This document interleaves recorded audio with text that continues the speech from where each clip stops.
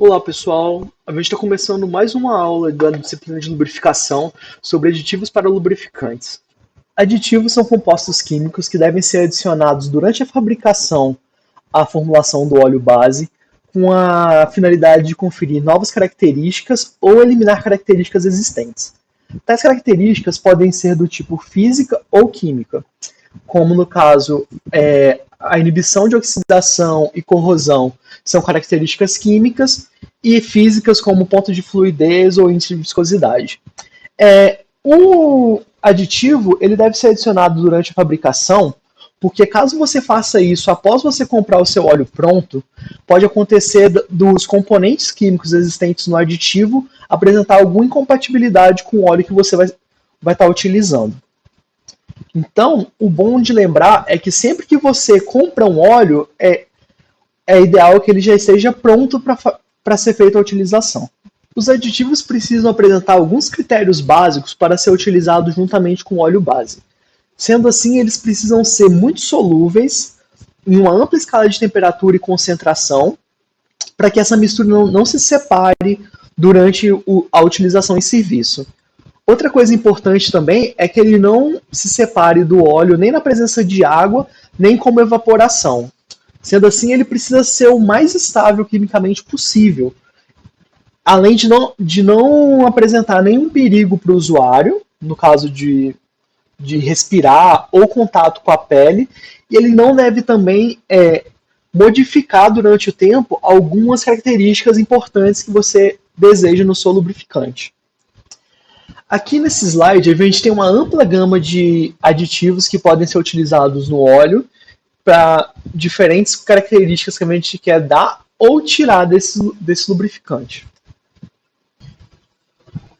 Então, pessoal, para começar aqui a falar dos nossos aditivos, a gente vai começar por três aditivos que têm a ação muito parecida, que são os detergentes alcalinos e os dispersantes. Em todos os três casos, a gente quer evitar a formação de depósito. O que seria isso? Quando a gente tem o nosso lubrificante sendo utilizado em área, sempre vai acontecer desse lubrificante entrar em contato com impurezas. Então, essas impurezas elas não podem, de forma nenhuma, ficar depositadas na parede do nosso sistema. É extremamente indesejado que haja o acúmulo de depósitos de impurezas. Por quê? Porque vai ser um ponto de corrosão, um ponto de desgaste, entre outras coisas. Então, o desejado é sempre que esse lubrificante estiver fazendo essa função de lubrificar no nosso sistema, que todas as partículas e impurezas que vão sendo encontradas no sistema, elas sejam mantidas de forma suspensa, ou seja, que elas possam ser carreadas de volta para o reservatório de lubrificante. Então, esses três aditivos eles vão ter uma ação muito parecida, que é deixar essa impureza dispersa em suspensão no meio do nosso sistema. O que muda de um para outro é o objetivo e a forma, no caso de ação, além de ser diferentes produtos também que vão ser adicionados. Então a gente tem, por exemplo, o detergente normal, mais conhecido, ele tem uma característica polar. O que ele faz? Ele tem compostos que aglomeram em volta dessa impureza e fazem com que elas não consigam se depositar nas paredes metálicas ou nas paredes do nosso sistema de forma geral. Ela tem alguns componentes, no caso, que são mais conhecidos aqui, e ela sempre vai estar sendo utilizado para contaminantes de forma geral, que são partículas, metálicas, essas coisas. Quando a gente tem a formação de ácido, a gente precisa utilizar ou um detergente alcalino, que vai fazer essa neutralização, ou um dispersante, que também pode funcionar com essa função. A ideia é que você remova mesmo esse sistema e remova esse ácido do sistema e faça com que ele se decomponha ou que abaixe de forma geral a acidez desse óleo. O dispersante, diferente do detergente alcalino, ele pode também atuar na parte de compostos insolúveis que vêm a se criar por causa do trabalho ou algo do tipo. Mas ele também pode ser utilizado com a mesma função do detergente alcalino. Então ele é um produto mais complexo. E por ele ser mais complexo, ele pode acabar sendo mais caro também, dependendo do dispersante que você pense em utilizar. Para o caso dos antioxidantes, a gente já vai ter a ação, no caso, em uma das fases da oxidação. Quais são as fases que a gente tem na oxidação? A gente tem a iniciação, a propagação dessa oxidação, a ramificação e a terminação. A severidade com que essa oxidação vai acontecer vai depender muito da temperatura, do tempo que esse lubrificante vai ficar exposto ao serviço, como contato com água, ar e outras intempéries. Então, a gente vai ter a formação de compostos solúveis por causa disso. Parecido com o que a gente tinha no caso do dispersante, só que aqui a gente trabalhava com compostos insolúveis. Então, no antioxidante, a gente vai trabalhar com os compostos solúveis e a gente vai tentar fazer com que isso não com que essa formação não aconteça. A gente pode tanto eliminar esses radicais livres, ou a gente vai decompor os peróxidos que são formados. Aí, tipo, o que acontece se a gente tiver esses compostos solúveis sendo formados? A gente pode trabalhar com aumento de viscosidade no óleo, que não é nada desejado, com borras, entre outros problemas no nosso sistema.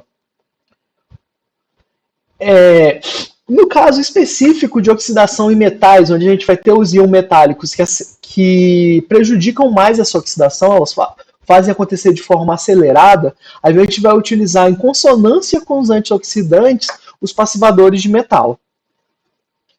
Agora, a gente vai falar sobre os agentes antidesgaste. Esse tipo de aditivo ele é utilizado em praticamente todos os óleos industriais e em todos, em absolutamente todos os óleos automotivos. Ele vai funcionar diminuindo o contato metal-metal pelo aumento da espessura do filme de lubrificante, como a gente pode ver nessa figura aí que está aparecendo no slide. Para você dimensionar qual que é o melhor agente antidesgaste que você vai adicionar ao lubrificante, você precisa saber quais fatores e qual a natureza desse desgaste.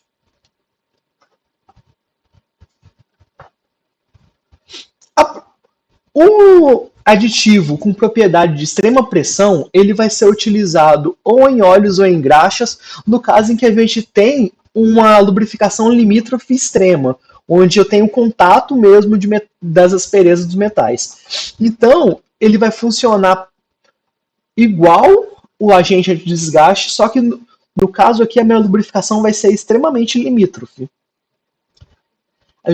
Aí a gente tem outros tipos de compostos que vão fazer esse papel de aditivo de extrema pressão. Que depois vocês peguem o slide para ler o nome direitinho. Aqui a gente tem esses tipos de aditivo e aqui a gente vai ter esse outro tipo. Os melhoradores de índice de viscosidade, eles diminuem a alteração eles melhoram, no caso, o índice de viscosidade, que é o quê? A modificação da viscosidade quando eu tenho alteração da temperatura. Em muitos casos eu tenho alteração dessa viscosidade, no caso eu tenho um índice de viscosidade alto, e eu preciso realmente diminuir esse tipo de modificação no meu sistema. Então eu faço o quê? Eu adiciono produtos de natureza polimérica no meio desse óleo, e eu tenho, no caso, ou a minha viscosidade ela vai se manter maior com o aumento da temperatura, ou a minha viscosidade praticamente não vai aumentar de acordo com essa mudança de temperatura.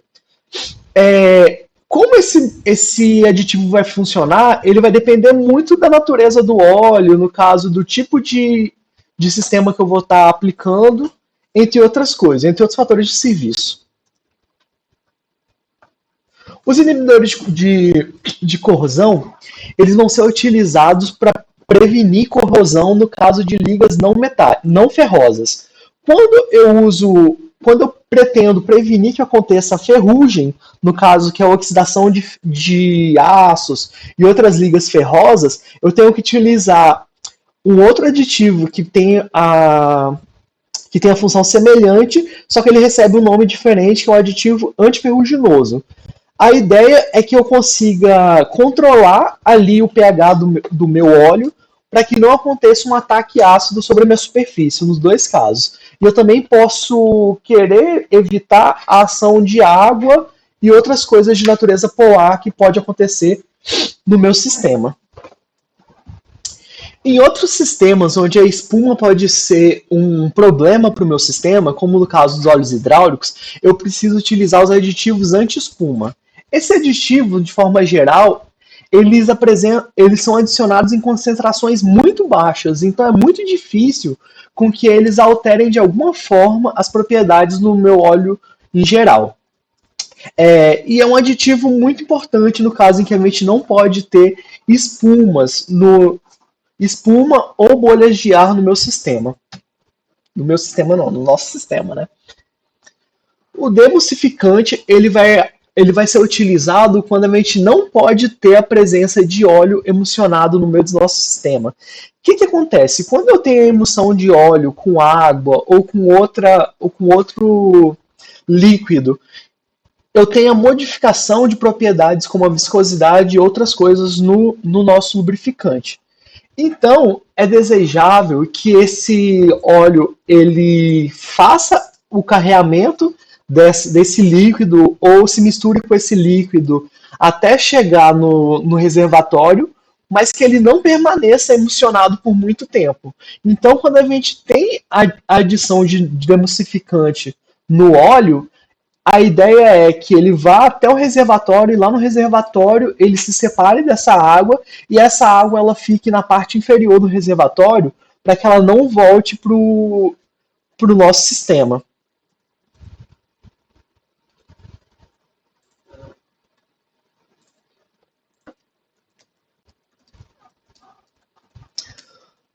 Outro aditivo muito importante são os abaixadores de ponto de fluidez. Eles são utilizados principalmente quando a gente tem o trabalho em lugares muito frios. Então a gente não quer que esse óleo crie cristais de parafina que vai fazer com que aumente a viscosidade no nosso lubrificante. Então a gente utiliza esses abaixadores de ponto de fluidez e eles funcionam muito bem em diversas temperaturas, chegando até a 40 graus Celsius de abaixo de temperatura e que a viscosidade permanece a mesma, ou bem parecida. Os antissépticos eles são utilizados quando a gente tem a presença de bactérias ou fungos ou outros protozoários, outros seres vivos que podem vir a entrar em contato com o nosso óleo em decorrência da entrada de água ou ar contaminado. A ideia é que esse antisséptico de forma geral, ele funcione matando, no caso, esses seres vivos e que não aconteça um mau cheiro, odor ou até mesmo problema de pele, entre outras coisas, do usuário. Pessoal, outro fator importante também pelo qual a gente não deve deixar proliferar colônias de bactéria no nosso lubrificante é pelo odor que pode causar. Então, é outro fator que a gente tem também nos usos de antisséptico e antibactericida, é a morte dessa colônia de bactérias. Outros aditivos também que tem menos conteúdo disponível no livro, mas que também são importantes, são aditivos como aumentador do ponto de gota, que são utilizados em graxa para que ela resista mais tempo em altas temperaturas.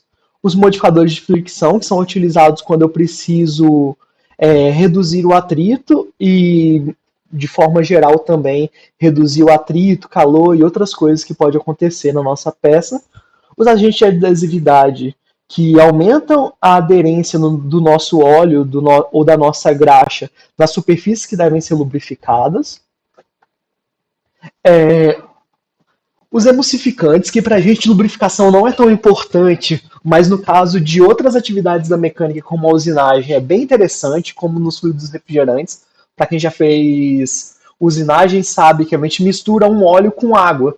E esse óleo, ele tem que ficar, nesse caso, misturado com essa água, porque a água vai ter vai fazer o fator de refrigeração da nossa peça. E no caso, essa emulsão ela se mantém, mesmo tendo a sujeira e eu tendo o fator detergente que vai fazer com que essa sujeira se deposite no fundo do meu reservatório, eu vou manter essa emulsão com as propriedades constantes. Os corantes, que ele vai ser utilizado para permitir uma identificação visual se eu estou tendo ou não a contaminação desse lubrificante na hora das inspeções. Os aromatizantes, que vão fazer com que algum odor desagradável que possa vir surgir nesse óleo, ou que esse óleo já tenha, seja eliminado. Os antimanchas, que evita alguma coloração estranha, alguma mancha nas peças. E o agente de oleosidade, que faz com que o filme seja mais resistente e mais homogêneo durante a lubrificação e aplicação do lubrificante, que vai evitar também, no caso, o contato metal-metal ou o contato que possa acontecer e a gerar desgaste e calor, por exemplo. Pessoal, é isso. Eu peço desculpa, foi a primeira aula que eu gravei, então eu estou aprendendo a editar ainda. Eu acho que pode acontecer de ou cortar uma hora muito rápido, ou outra hora ficar tipo um silêncio de muito tempo. Eu estou aprendendo, espero que as próximas sejam melhor. Bons estudos para vocês, e eu pretendo colocar uma atividade ou em forma de palavra cruzada ou em forma de lista de exercício para que vocês possam fazer lá no Moodle, na nossa pasta. Valeu, bom estudo para vocês.